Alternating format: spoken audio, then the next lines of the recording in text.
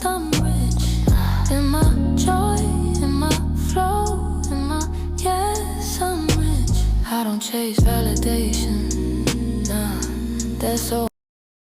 Don't you just love when you're recording and you realize you weren't recording at all? So, once again, hello, I'm Deahna Joi, founder of Budgets by Joy, an accountant, grant writer, financial literacy advocate, yogi. Okay, we are certified now. And I am excited to bring you a lot more information around finances that we should have got when we were growing up. I am proud to say that my dad was a stickler on making sure I had a budget. So when I went to college, that was a normalcy for me. But I realized early on that wasn't the normalcy for a lot of my peers. So Budgets by Joy was created because of this. I want to make sure my peers, my friends, next generation has more education around finance than I did, than we did. And now that we're here in 2026, I feel like it's no better time for all of us to get in alignment to make sure that we are doing what we're supposed to be doing with our money. Money is a tool, but if you don't use this tool for yourself for a positive way, it will be wasted. Honestly, let's be real. While we're throwing away the old budgets, and this is actually one of my older budgets, I will be updating this because everybody needs a good little download. But we threw it away because it's time for you to realize we're not the same person that we were last year. Our money's different. We have new responsibilities. We have new hobbies. Those things all cost. Okay. The gas to get there, even if it's a free hobby like hiking, we still have to get there. The responsibility to make sure we can get the car, the down payment for the car, the insurance, and all the things getting paid. Okay. That's why we're here today. The whole goal of Budgets by Joy is to make sure you have better understanding and also bring joy into finances. Why is it so taboo to talk about money? I don't understand. But that's why that's not a normalcy here. We talk about it. We are asking questions. We want to know how the next generation is going to be millionaires effortlessly. Okay. We're going to talk billionaires is really what the achievement will be because right now we have like a little bit of community who has this amount of money. Just imagine if the world had more access to money. There's money everywhere. I tell everybody that. That's why I enjoy grant writing because I will seek and find the money. But anyways, let's get back in alignment with the plan for today. So every January, I throw my budget out, just like you said, but it's more of a reset internally and mentally. So I enjoy doing budgets. Not many people can say that, but that's why we have to sometimes just sit down and talk to somebody who does. But it's really about just my background in finance being pulled into what is necessary. We have so many times where we get held up in the stress of finance or the complications of not having what you need or just the energy of checking your bank account. There's sometimes it's a mental game that you got to get past before anything else. So, how you feeling? How's our mental clarity today? One question I ask my clients on a regular basis is how are we feeling mentally around our finances today? I'm listening. I want to know. Go ahead, put it in the comments because if you can't share it with a word, our body can tell us too. Do you have like an anxious feeling every time you open your bank account? Or do you have that moment where you're smiling when you're opening your bank account? Like there's two totally different mentalities when you're going into these things. Just want to know. That's really the first step to getting in alignment with yourself and your budget. The budget is made for you. If it's a zero balance budget, if it's the 5-30-20 situated, which is where your needs, wants, and savings should be. Let's put it that way. But there's breakdown spreadsheets, and there's literally papers and options for everybody to do a little bit of everything, right? But what is our body saying? What is our emotions when it comes to getting all this clarity of what's going on? So, step one. Check your body first, okay? Step two is a little bit more effort, okay? It's time to audit the things that you've done in the past. What didn't work? Sometimes we did what we were told, We are banking at the same bank mom and dad do because that's just what you were told. It didn't break. So why are we not changing it? But do you have a relationship with that bank? It's time to actually look at all the things that go into your finances and say, is it really meant for you? So when it comes to those banks, your app, is the app actually beneficial? Do you have option to see everything you need to see inside your app? Or do you feel like you need to go search for more things? When it comes to a new year, you have your statements. Is that something you can go look at January of last year? Or do you have to physically go into your space? Because I know like credit unions, they don't have all those online at this point. They will hold maybe like 6 months. So there's sometimes like, can you go look at what your spending was January of last year? Because it's time to review. Because a lot of times we forget about the annual memberships, we forget about subscriptions, we forget about certain things that will only pop up insurance wise once a year that we have to pay for it. And either you paid it at the end of last year or it's time to start paying it again. And those are just, this is that time of that reminder of high ticket things that need to be coming out of pocket and prepared for, or maybe we just need to release some things. We don't like a spreadsheet. We're only doing it because the accountant friend said it was a great suggestion. I'm sorry if that's not for you, okay? I like a good spreadsheet. My mind is mentally working in a spreadsheet already, okay? But if it's not for you, cool. I've also downloaded over like 30 apps. Do you need app recommendation? That's cool too. Let's talk about it. What is the right app for you? Does the app actually see everything all in one space? Do you need the reminder of just your bills coming up? Does the app remind you of subscriptions that you forgot about? There are reasons why you're downloading this app, not just an overview of your money. Because I will tell you now, from my own experience of building an app, we'll talk about later, but there is no perfect app out there, okay? There's a perfect app for a certain situation. So find the app that is made for you right now. I personally may have, let's look at it, 4 or 5 apps. And I say that with pride, okay? I say that with confidence because the apps I choose are for me in special ways. So I have an app that is going to focus on an overview of everything. I can go to this app and see a calendar view of everything. The next app is going to give me the reminders. You spent too much of this other one last month. Okay, you're doing too much.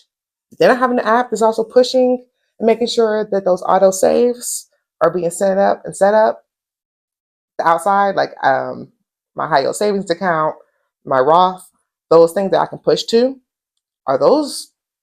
These are reasons why I have this app. Okay, make sure you are not just having an app wasting space on your phone. Okay, I've done it. I've done it many times. I've done it on the iPad, but you don't have to do the mistakes I've done. So run the audit. Is it time to release something? Is it time for you to just get a whole new spreadsheet? You've never had a spreadsheet before.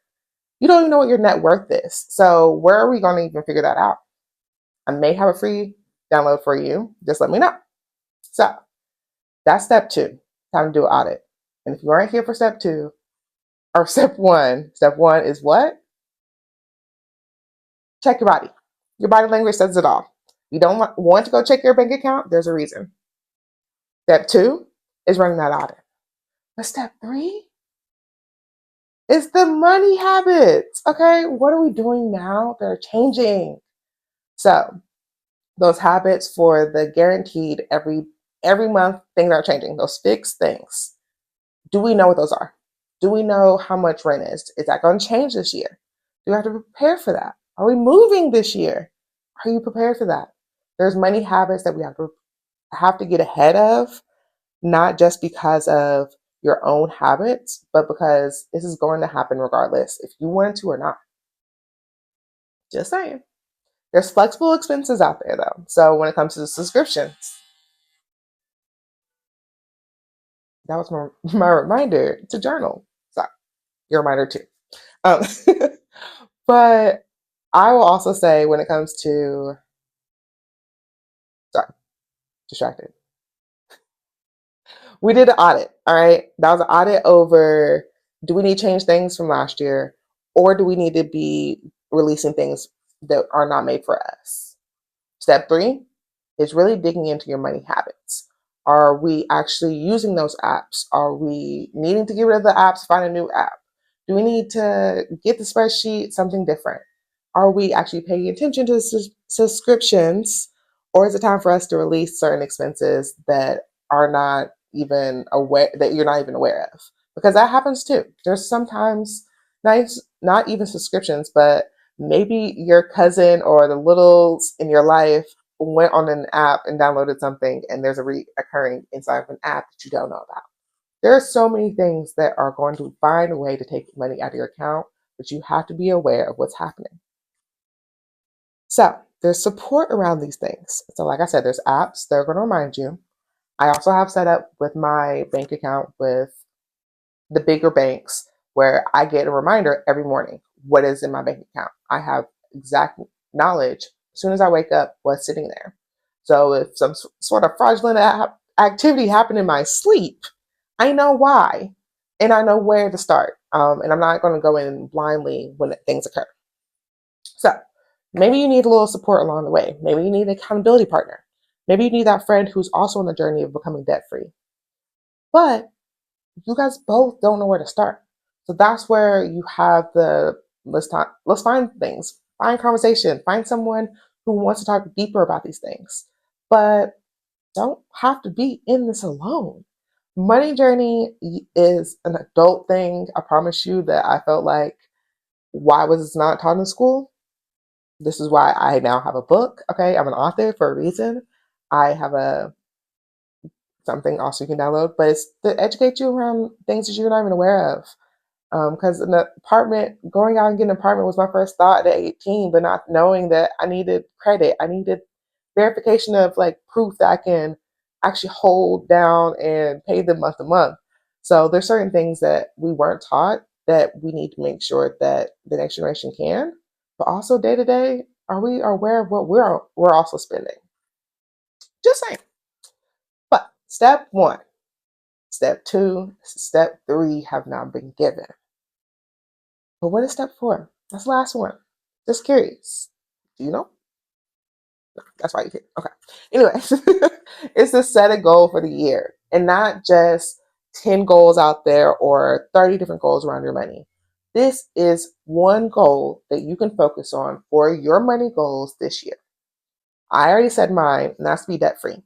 I want to end this year debt free when I know I'm about to buy a car as well as get married this year.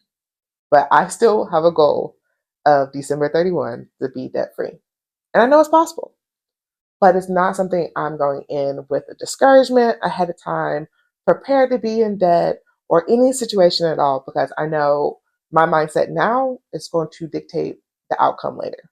Last year, I didn't get the car at the end of the year like I thought I was because I had the mindset of what um, my grand total was going to be. You weren't that good. The little sticker is one thing, but I want the grand total to be what the sticker price was going to tell me. And that was something I was very adamant on when going into the dealership. And I wasn't leaving with anything less than what I really planned to spend because my budget was not in a flexible space. So that was definitely a different situation. We're in a new year. We already have new contracts and new opportunities coming in. So that means different things are allowed. But also at the end of the day, I know my big goal is to be debt free. So I'm not going to be spending as much at TJ Maxx or Dollar Tree. Oh, this hurts my heart just saying it out loud, but I have to be serious about my spending this year because it's a big year for me. I'm a big girl this year. I'm about to be somebody's wife, okay? And I have to act right. And we already have our monthly check-ins. We're now being more serious and doing it on a weekly base. So I'll take you along that journey as well because who else is going to? Our date nights are one night, but our budget date is another. So we have to be in accord of that. That's my plan. That is who's keeping me accountable. And that's also my one action plan for the year is to be debt free. I've already done my own little audit. I have a new budget for the month. I did that with Hubby to Be, but I also sat down by myself and kind of reviewed all of my debts. So if I went and had one big check tomorrow to clear all my debt, I know what that debt is. And so when I say I'm going to be debt free, I know exactly down to the penny, 0.4 cent, that I will be paying. Okay. So those are my steps when it comes to making sure that you're in alignment for the year, making sure that you're prepared for the year, not just in a way that has you in a way of thinking, I might be ready for my money to be right this year, but no, you will be ready. Okay. We're in alignment for the plan of action to get in our hand, execution, and flourish. Okay. We're thriving, nothing less. And so you have to have that mindset going in. And if you don't, maybe you need to sit down with me. Maybe we need to talk about things a little bit more. Maybe we need to talk about what your budget for that food really should be, because Uber Eats is not an app I have on my phone because I don't want the temptation. But if you are one of those with temptation, I promise you, you're probably giving them more than they deserve. Okay. So you don't need more goals this year. You just need more clarity and consistency with staying clear with your goals. So take all the steps in play from step one, checking your body, step two, audit of all things, step three, those money habits, and step four is having that one goal this year financially that you can say by the end of the year, you'll be there. So if that's saving $10,000 or more, I know you'll meet that goal this year. And if you don't have a plan in action, then it's time to set up a call with me, your guru around money, your girl who knows budgets. And I love making sure that you will leave every conversation with relief, relaxation, because your shoulders should not bear it all. And plus, adulting is enough without the stress of money. Okay. So I'll say it and I'll say it again. Adulting is ghetto. I have a cup that also says that. But stay tuned for more. I just know that you will be here for all the things going on this year as I take you along, but you are in alignment with everything. Make sure your financial peace is something you can seek and that you also know and can seek for, and not just in a way that is big vision board, but absolutely something that we can sit down and have a conversation about and actually put a plan in play. So maybe it's starting that savings account, high yield savings, the raw, whatever it may be. Just let me know in the comments. Maybe I can help you along the way. Stay tuned. And once again, like, subscribe, and comment because your girl needs the engagement. Okay. Much love. See ya.